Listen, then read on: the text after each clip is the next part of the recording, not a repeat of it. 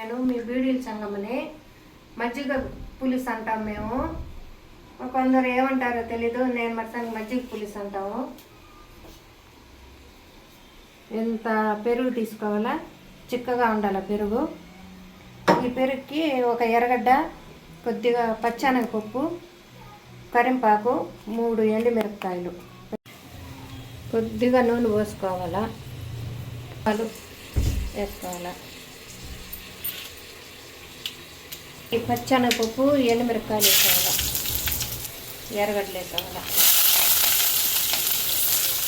బాగా వాడాల.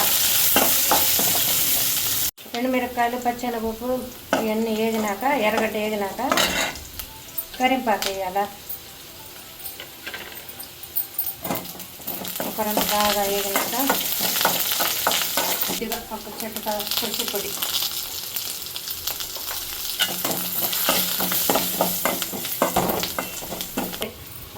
Sim ఆపేవాళ్ళ, gas ఆపేసి ఈ పెరుగు పోసాల.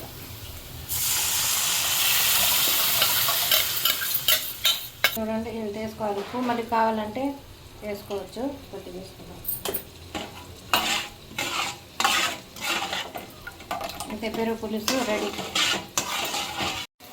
చూడండి ఈ పెరుగు పెద్దోళ్ళు పిల్లలు కూడా తినచ్చు. పిల్లలు తినకపోతే ఈ మాదిరి చేసి, నిమ్మేం జారదు, ఈ పెరుగు మంచిది, పిల్లకాయలు తింటే బాగుంటుంది.